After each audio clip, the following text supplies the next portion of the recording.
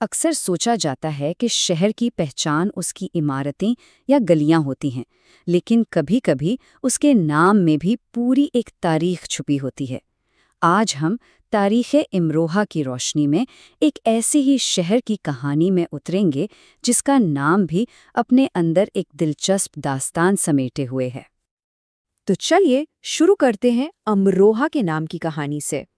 یہ صرف ایک لفظ نہیں بلکہ ایک پہیلی ہے جس کے سرے پھلوں، مچھلیوں اور قدیم جنگلوں تک جاتے ہیں۔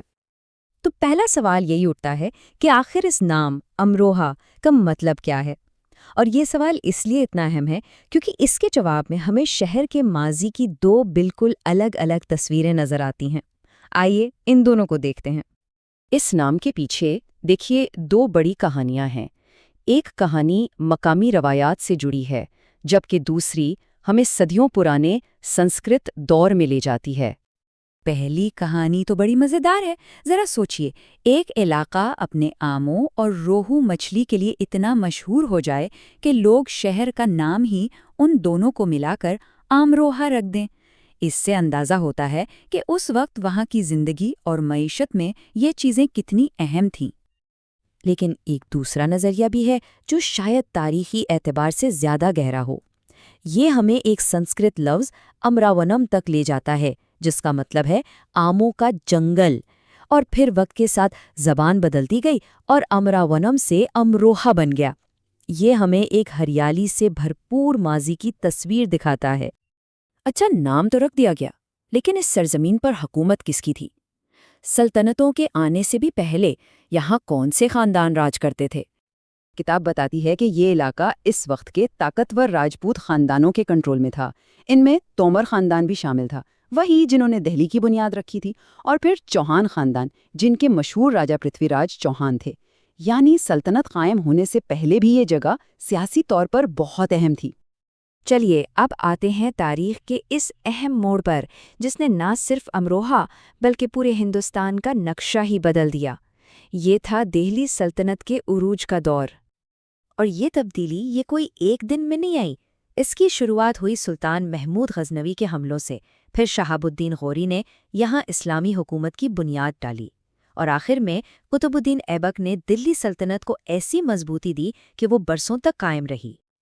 اب یہاں ایک بہت ہی دلچسپ بات سامنے آتی ہے۔ یہ شہر امروہہ انجانے میں اس دور کے سب سے بڑے خطرے کے آگے آ کھڑا ہوا۔ یہ وقت تھا 14ویں صدی کے آغاز کا، سلطان علاء الدین خلجی کا دور، اور سلطنت پر سب سے بڑا خطرہ منڈلا رہا تھا منگول۔ ایک بہت بڑا لشکر منگولوں کا دہلی پر قبضہ کرنے کے لیے بڑا چلا آ رہا تھا، اور فیصلہ کن جنگ کا میدان وہ بنا امروہہ کے قریب۔ اس جنگ کا نتیجہ تو بالکل حیران کن تھا۔ سلطنت کی فوج نے نہ صرف جیت حاصل کی بلکہ ذرا سوچئے 20,000 منگول گھوڑے قبضے میں لے لیے۔ اس زمانے میں یہ بہت بہت بڑی جنگی دولت تھی۔ اس سے اندازہ ہوتا ہے کہ منگولوں کی شکست کتنی زبردست تھی۔ یہ صرف ایک جنگی فتح نہیں تھی، اس نے پورے خطے کی تقدیر بدل دی۔ یہ شکست اتنی بڑی تھی کہ کئی سالوں تک منگولوں نے دوبارہ اس طرف کا رخ کرنے کی ہمت نہیں کی، جس سے سلطنت کو وہ استحکام ملا جس کی اسے سخت ضرورت تھی۔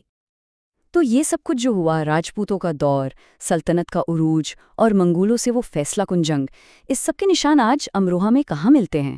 اس تاریخ کو ہم آج کہاں دیکھ سکتے ہیں؟ یہ ورثہ آج بھی زندہ ہے، پتھروں میں، خاص طور پر شہر کی جامع مسجد میں۔ اس کی دیواریں، اس کے مینار، یہ سب صدیوں سے خاموش گواہ ہیں ہر دور کے۔